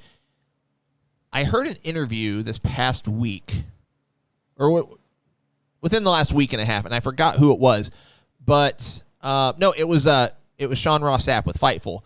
Someone asked, because he does a weekly Q&A session, and you know, someone asked if actually they were asking about the Brian Cage situation, and specifically as far as, you know, his wife Melissa Santos was complaining online about complaining on social media about how he's been booked, yada yada yada, this and that. Sean Ross Sapp actually said that he has talked to at least half of the roster in AEW, if not more. And he has only heard in that time 2 people mildly complain about their spot in the roster as far as how they're used and how often they're used, and both were resolved. You know, he didn't say who the 2 were. He didn't say how it was resolved. He didn't say what the problems were. But when you really think about it, and he made a good point, he said when you're being paid to be a professional wrestler and you're only having to wrestle maybe 2 to 3 times a month, but you're getting paid, decent money as if you were, wrestling every single week. I mean, if you're a pro wrestler and you would take the same amount of money to only wrestle maybe 50 to 70% of the time that you normally would, I would take it. I mean, it's, again, as fans, we don't like it because it's like we're seeing our favorite wrestlers maybe once every 2 weeks. And that's if we're watching all of AEW's programming. I mean, I know there was at one point, Brian Cage wasn't on any AEW programming, and this is since we've had all 4 programs, Dynamite, Rampage, Dark, Elevation. He wasn't on anything AEW programming, even as far as a vignette, for 2 weeks. Yeah.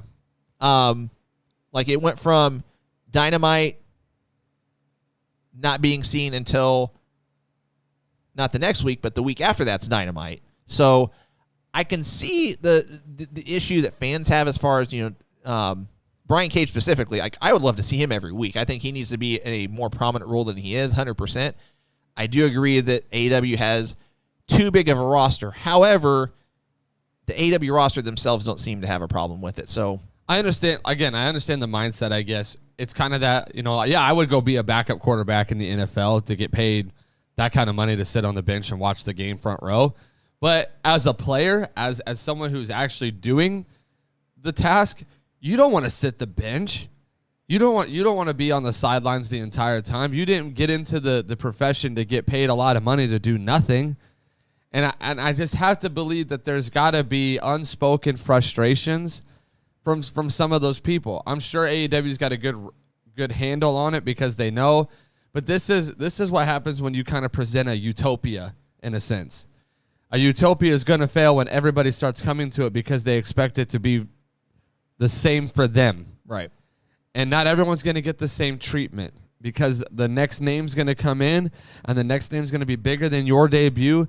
I mean, like, not that he's even close to some of them. Matt Sydal coming in was such an underwhelming debut because we already had so many other bigger names. If Matt Sydal would have came over when they first started AEW, people have been raving about Matt Sydal. In all fairness, people don't really know Matt Sydal unless they were watching Indies or New Japan because he was known as Evan Bourne in WWE, and people he did not look the same at all whenever he went from in WWE. He was, I would go as far to say he was more chiseled in WWE. He had a different look.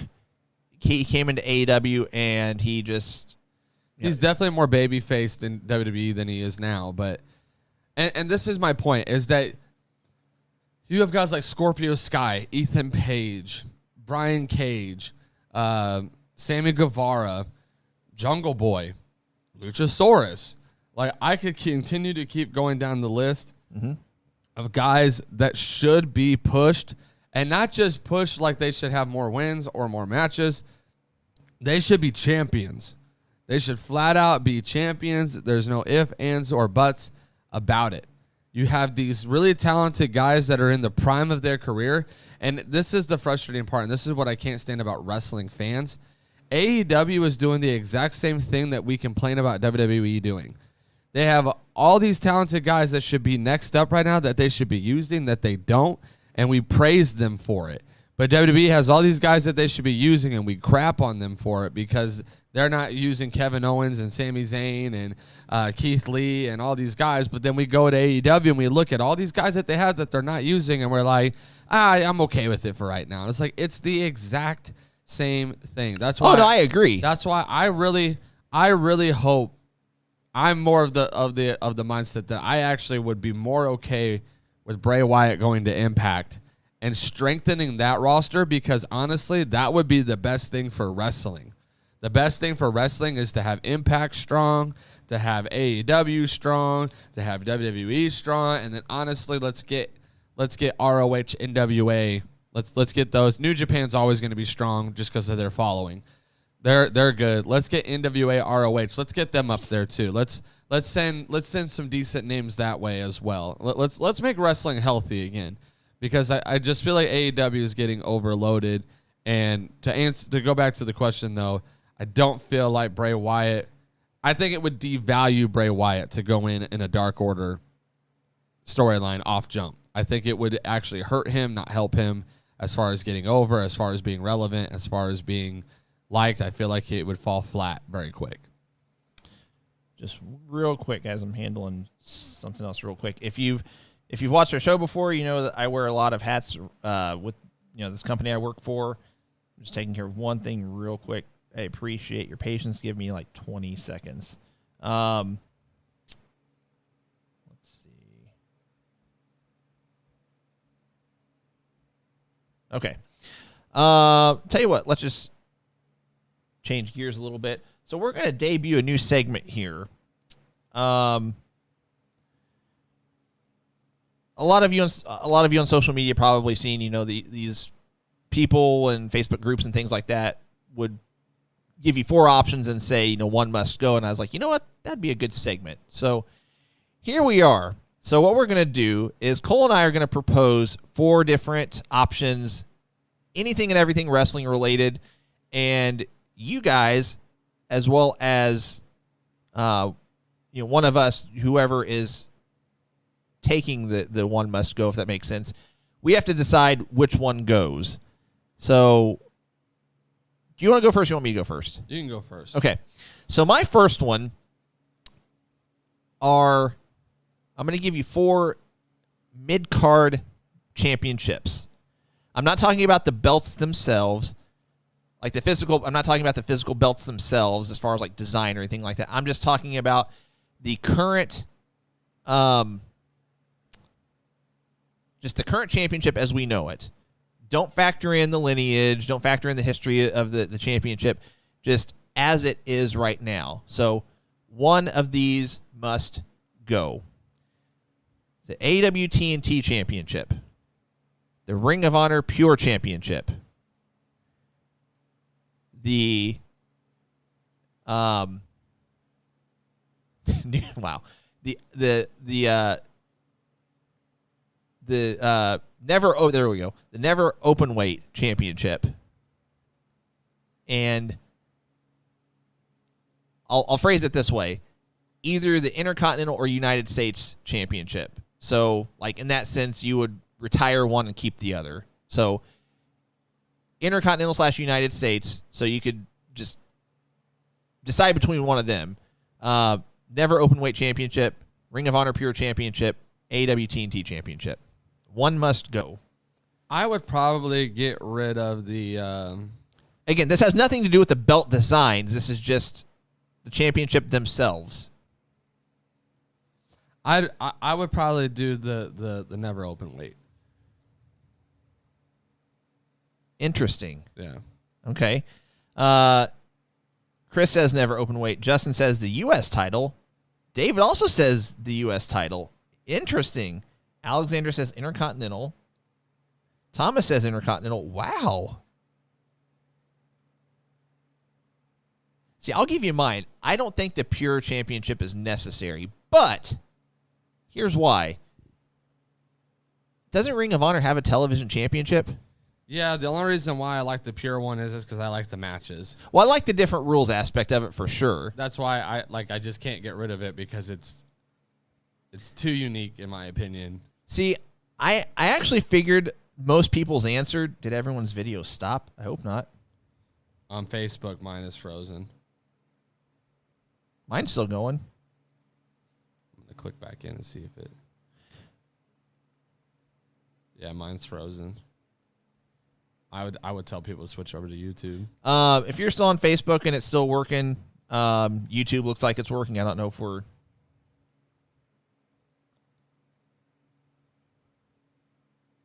Anyway, we're on YouTube, we're on Twitter, so pick your poison.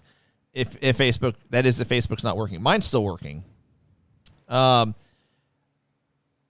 video stopped for a bit, but it's back now. Okay. So I figured most people were going to go the open weight championship. I just don't like the idea of 2 mid-card belts. Now, I get the WWE has that, but you've got them on different brands.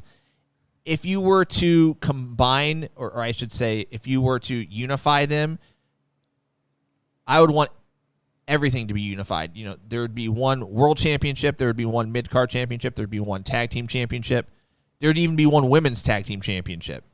But that's just for Raw and SmackDown. You could still have them separate for NXT. That's, totally fine. So I think for me, the Pure Championship, I don't look at it as another mid-card belt. I look at it as its own separate, division. now Daniel says YouTube isn't working. My YouTube's working fine. So is mine. Um, It could just be sometimes our bit rate, guys, just real quick, our bit rate will just decrease. So, and it might freeze up one of our platforms. So just stick with us. We'll let you know if anything stops working and just switch over from one or the other if need be. But all of mine are still working. Yeah, I just kind of look at the Pure thing as a whole separate division almost. Like an X Division championship. So I'm cool with that. But I would be okay with them unifying the television and Pure into one title and Keep the Pure rules. Keep the Pure rules and even the Pure name. And Yeah. just get rid of the television name. And See, that's why I didn't throw the Impact X Division, because it's its own division. but that's their only mid-card title, is it not? Yeah. So, not mid-card, but by definition, it's the step below the World Championship. Is their middle ground championship. David asked, "What?" So Cole's answer, you said never open weight championship. Okay. I get that New Japan does they now have a strong weight championship, so that's fairly new. The reason I didn't go with that one is because that's kind of like it's kind of like an NXT. It's almost like a separate brand in a sense. I mean, they have wrestlers that jump in between New Japan Strong, and New Japan's just really unique as far as their roster, where they compete, and I don't watch it enough to have a good enough handle on it to fully explain it. So that's really my ignorance, I guess, is why I went with, if I had to pick, I would go the Pure Championship. But I'd be all for combining the Pure and TV championships and just keeping the Pure rules. So your turn. What do you got? All right. One's got to go. We're talking about a push. A push. This person's push would never happen. Oh, okay. Ever. Gotcha. Okay. This person's push going forward, they're never going to get pushed ever again. It's never going to happen. They're just basically done. Okay. They're destined for mid-card or less. Cesaro, Shinsuke Nakamura, John Morrison, and Ricochet. One's got to go. Destined for mid-card or less the rest of their career. Any company that, even if they left WWE, they would never get pushed ever again.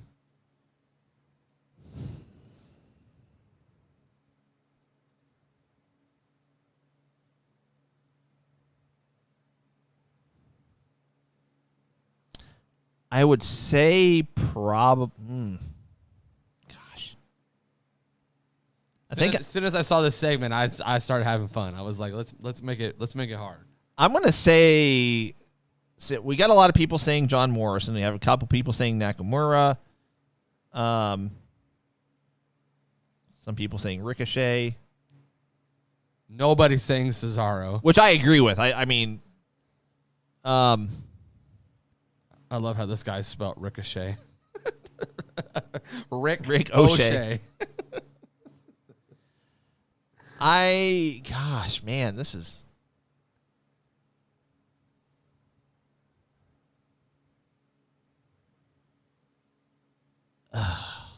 So I'm throwing out John Morrison. So not Cesaro, not Morrison.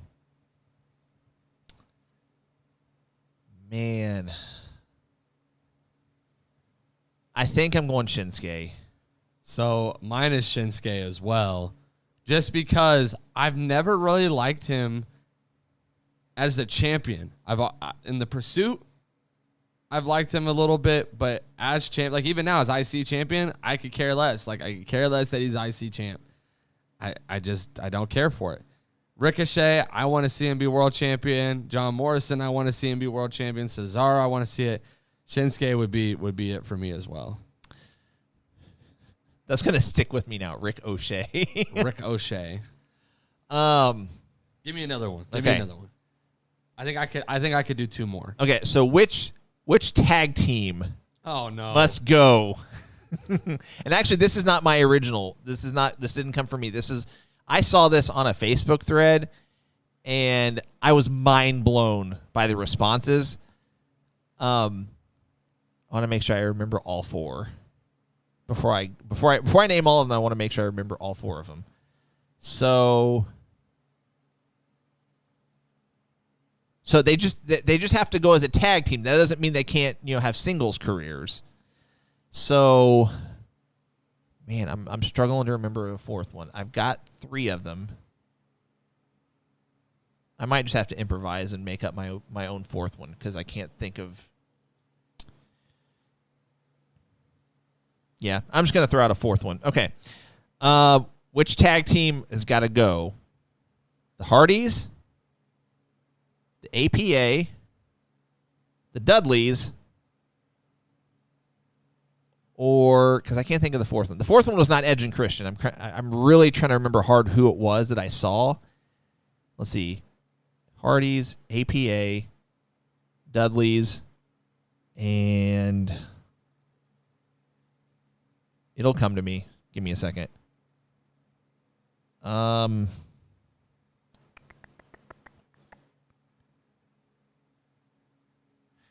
know what? I'm going to see if I can look this up real quick because it's not going to feel the same if I don't name the exact four. And I'm actually questioning if APA was correct on that.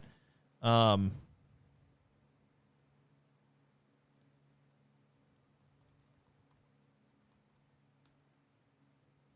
with me just a second.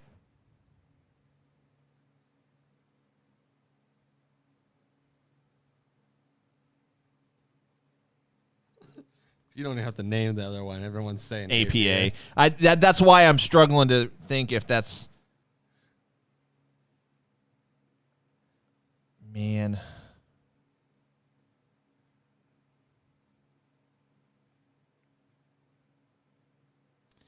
I'm almost positive now it wasn't APA because that's like when I think about it, I'm just like, yeah, that's way too easy.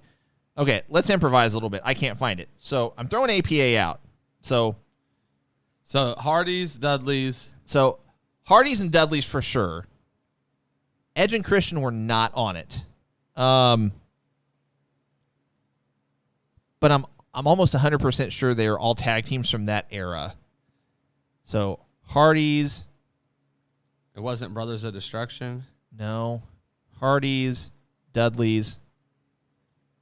I knew I should have written this down. That era. I think they were all from that era. Maybe I'm wrong. Okay, you know what? I'm just going to give you four. Give me four. Improvising here. Hardys. Now, again, just as a tag team. So they would wrestle singles. They can wrestle singles. Hardys. Dudleys. The Hart Foundation. And the Rockers. Automatically, the Hardys and Dudleys are safe. I'm not getting rid of either of them. Really? Those are my two teams. Like if I could go back and forth on saying they were my favorite tag team of all time. Okay. Hart Foundation or the Rockers? I'm gonna say the Hart Foundation. The reason why is that I think they had more guys that could succeed in the solo. The Rockers, I don't think would have done as well had they not started off as the Rockers.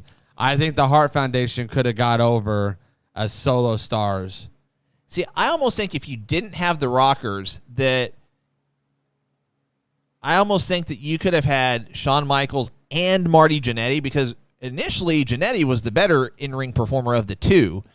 I almost think that Jannetty got shafted, for lack of a better word, once the breakup happened. And I don't think you get Shawn Michaels without the Rockers.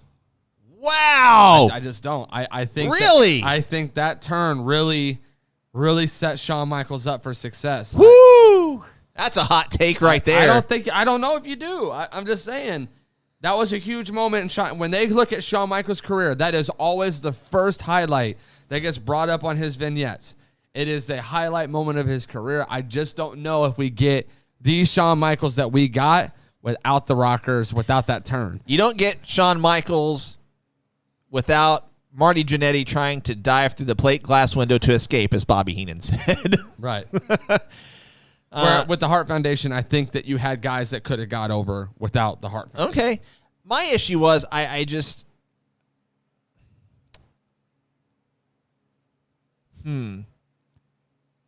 I guess the way I'm trying to equate this is I think you could have had Marty and Shawn have more likely to have better singles careers compared to Brett and Jim Neidhart having individual singles careers. Because I think Brett could have. I think Jim Neidhart to that point, I mean, him joining the Hart Foundation, he was in the twilight of his career at that point anyway.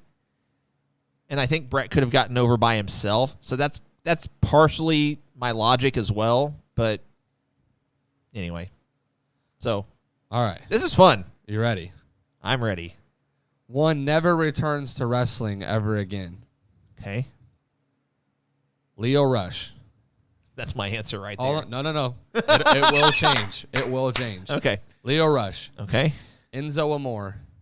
Oh. Okay. Hold on. Okay. Hold on. Enzo Amore. Amore. Ryback. Velveteen Dream. Wow. Can I pick all of them? The others can come back to wrestling, maybe not in the companies they're in. This is like a reversed one must go because I'd pick all of them. One must never return to wrestling again. The other ones are going to get to come back and have careers. I only get to pick one. And real careers. Like they're not going to be underdogs. They're not going to be low card. Okay. They're going to come back to the positions they were in their careers. Okay, so we got Leo Rush, we've got Ryback, we've got Enzo Amore, and Velveteen Dream. They all get to come back. The ones you don't pick, they're back, and they're back in the spots that they were in. Oh. You know, I'm inclined to say Ryback, but I'm actually going to go against the grain on this one. I'm actually going to say Velveteen Dream. I love everyone's reactions. So I'm going to say Velveteen Dream because at least Leo Rush can compete in the ring. Enzo Amore, his in-ring skills are decent, and he's fantastic on the mic. Ryback at least has a look to him, and towards the end, he got safer in the ring. I know there were some issues with him and CM Punk in particular, but I don't even know if anyone else besides him complained. You could see on TV, at least towards the beginning of his main roster run, that he just kind of seemed a little careless. But towards the end, it looked like he got a little more safe. You didn't hear a lot of people complain about him. That's not to say his in-ring work is great. He's better than Nia Jax. I'll just throw that out there. Velveteen Dream, I never got on board with him, and this was prior to his personal allegations and this and that. And that just, in my opinion, that just further amplifies it. I mean, that's just, I don't know. Anybody that has a proven, anybody that their allegations are, I'll say, all but proven, does not deserve that spot at all. Whenever there are guys that work their butts off for years and years and years, agree or disagree or not, Ryback included, I mean, that's just something you don't do that kind of stuff. Like, I'm going Velveteen Dream. So mine would have been Velveteen Dream as well, just because I actually liked Ryback. I enjoyed his push. I was enjoying what he was doing. I know he wasn't the safest in the ring, and he sounds like he was a backstage cancer, honestly.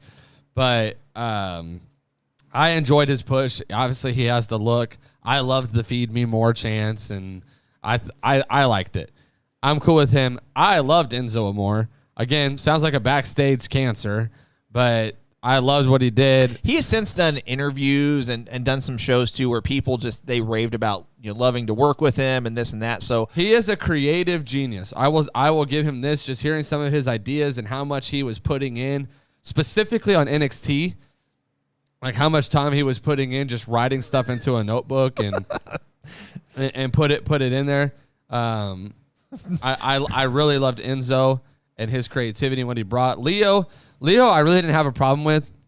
I struggled with my 4 because I almost went Lars Sullivan, but that would have been too easy. But Leo's really talented. He's just a backstage cancer. So again, a lot of them are just toxic for the locker room for the most part. But Velveteen, I didn't feel like was good on the mic. Velveteen, I didn't think his gimmick was good. I thought his in-ring ability was sloppy, and he's a backstage problem for a lot of reasons. Sloppy, not in the sense he's going to hurt somebody, but just like as far as fluidity, nothing made sense when he did stuff. So, and I think people just got behind him when he was raved by fans because of the fact that he was just a little different than what they've gotten before. So, yeah, I would have went Velveteen. I think I can do one more. So if you got one more, I got one more. Okay. I'm trying to pick which one I want to do.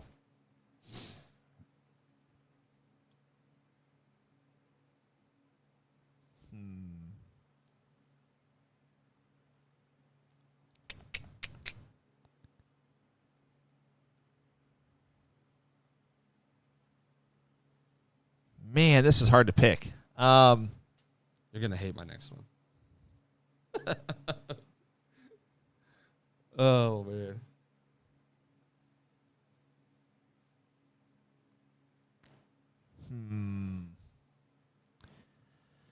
Man, I'm having trouble picking which one I want to throw out. I've got like 3 on my mind.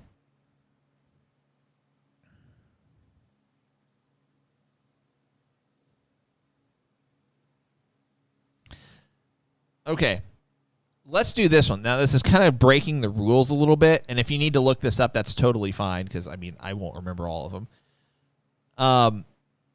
But rather than throw out 4 specific ones, I'm going to let you look up every single one of them if you want to, or unless you already have one on your mind. One of John Cena's world championships must go. Oh, no. None of them. One must go. And I was hesitating to throw this one out because it's going against the whole, like, giving you 4 specific ones. And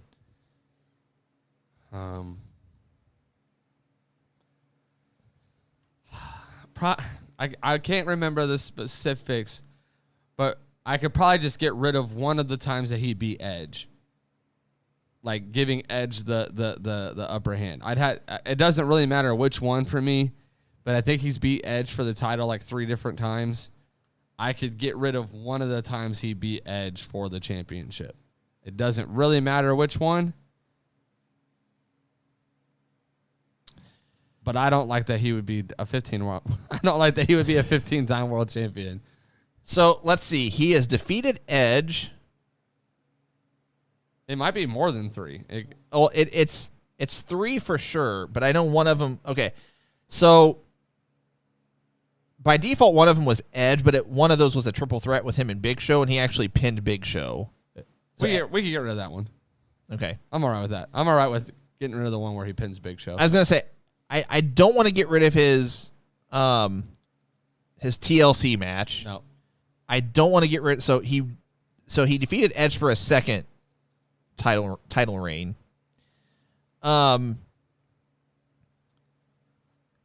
Honestly, if I had to pick, I would probably get rid of his. Even though it was a WrestleMania match, I'd probably get rid of his win over Batista at WrestleMania 26. No. Part of that, no. Part of that is I've just never really been on board with Batista.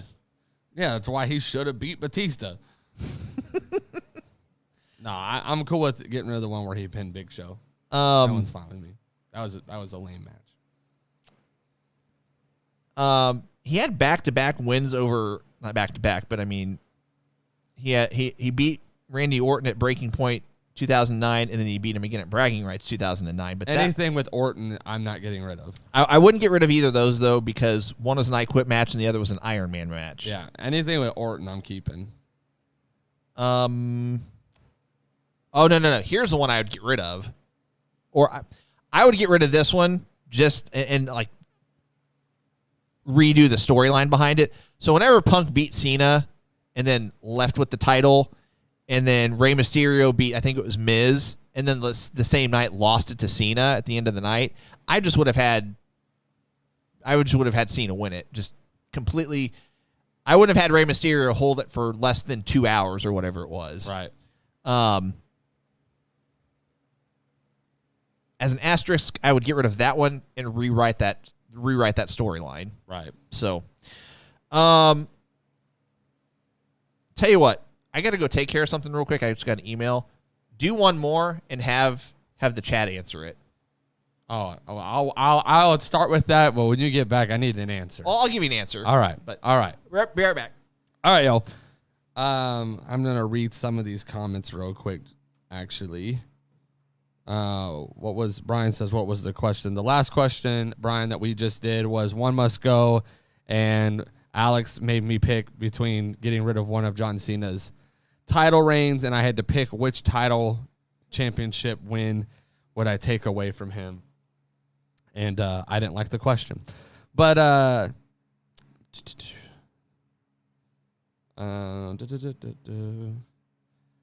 Flair, Hogan, Roberts, and Backlund, wrestlers returning to ring to wrestle. Like now? Like in their current age? I would say none. I'm cool with getting rid of the big show. Yeah, me too. All right, so here is my last one must go. This one here. One must go.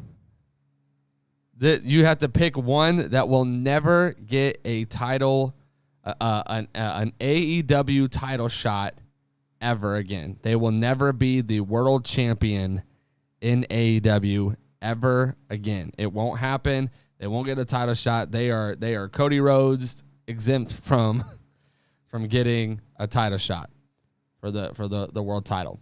Your choices are Jungle Boy, Sammy Guevara, MJF, and Hangman Page.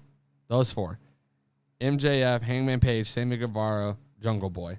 They can never get a title opportunity again. While you guys are answering that, Steven, you said, yep, at their age, or one returns, the three retire. I mean, by default, I think, I don't even know where Backlund is at. Out of seeing them more recently, Hogan is probably the only one that could even kind of wrestle in the ring, so I guess him. All right, back to the answers. Okay, so I'm seeing a Sammy, MJF, Jungle Boy, Hangman Page, Sammy. Why do you keep kicking us? Jungle Boy. These are fun. Well, that was not one of the choices, Joey. I didn't say Chris Jericho. Your choices are Sammy Guevara, MJF, Hangman Page, Jungle Boy. Jungle Boy, Sammy Guevara, Hangman Page, and I keep blanking on all of them. MJF, Sammy Guevara, Hangman Page, Jungle Boy. Those are your choices. Interesting. I love how Thomas keeps putting Nia. Steven says Sammy, he leaves AEW before he reaches main event level. All right. Here it is, Alex. People are ready. Somebody already said, why do you keep kicking us? Why do what?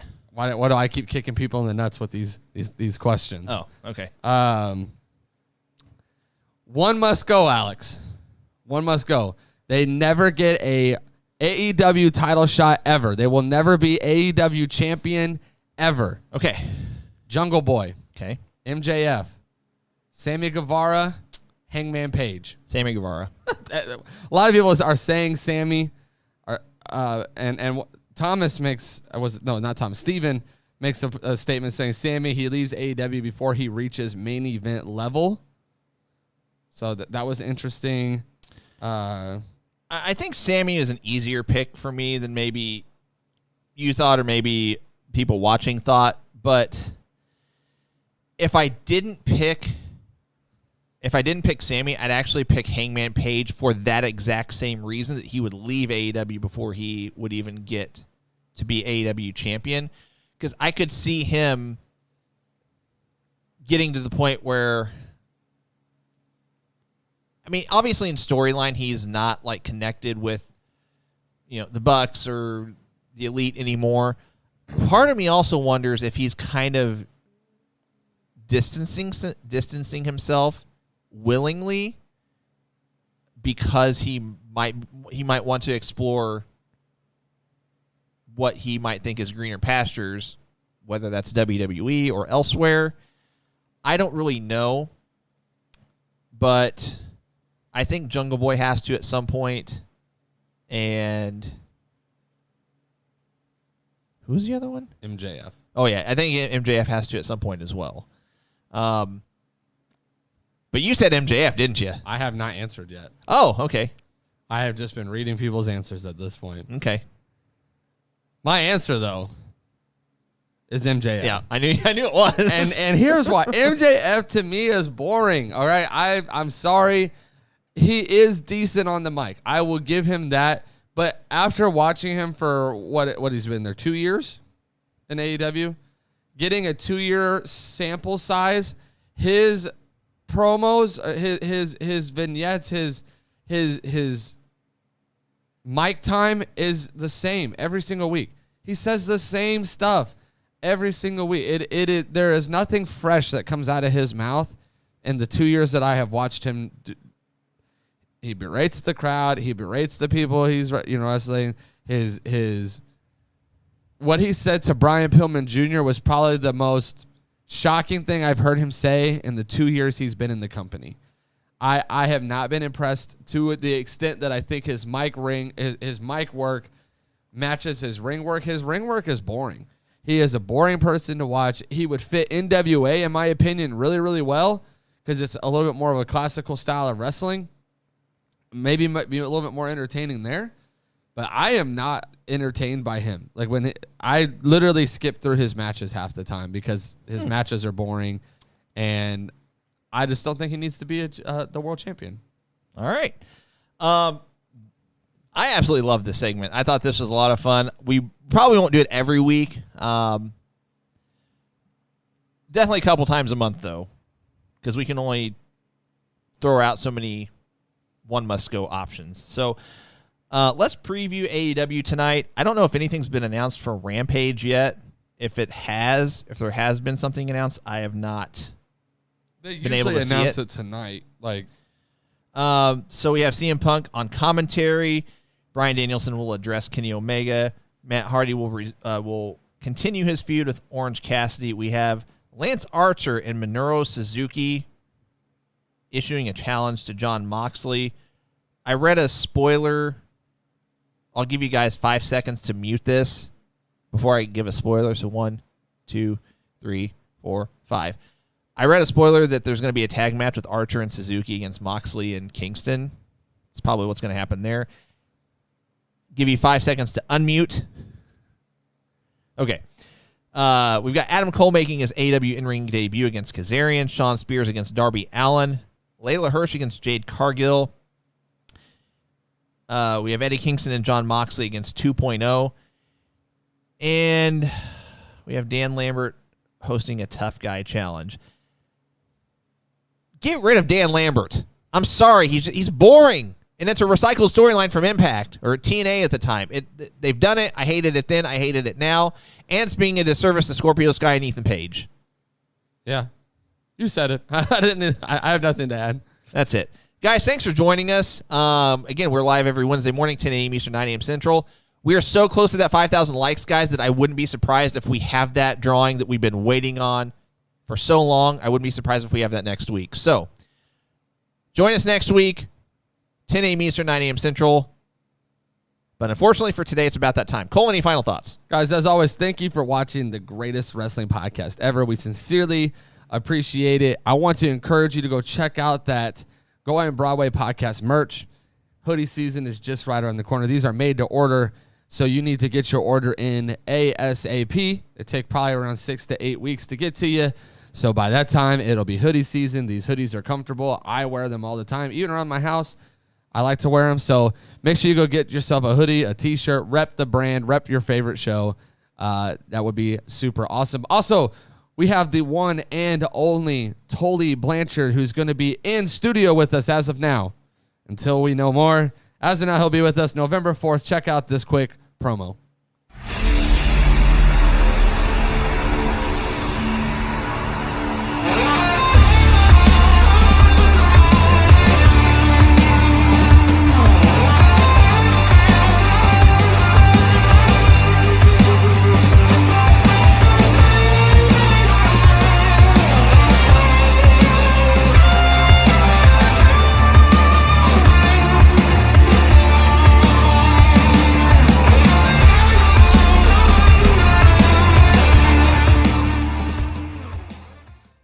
That's right. Tully Blanchard will be in studio with us, so you won't want to miss that show. That is actually going to be November 4th, which is a Thursday. Yep. As a special edition of our show. We have not decided if we'll have a Wednesday show that week, but for sure we'll be here in studio Thursday morning, regular time, 9 a.m. Central, 10 a.m. Eastern. So you will want to make sure that you set time aside. If you have to call into work, do it, because, you know, it's a one in a lifetime chance to be able to interview and hang out with him. So It's Tully Blanchard. you know, be there, check it out. You also can check out all of our podcasts again, the recap, the rewatch, whatever. You can listen back on all platforms for podcasts that you can find. If you can't find it on the platform you watch, please let us know. We'll get it on there for you. But other than that, guys, it's been a great show. We had a lot to talk about. We had a lot of fun today, but it is that time, and I leave you with your favorite thing. Thanks for joining us, guys. We'll see you next Wednesday.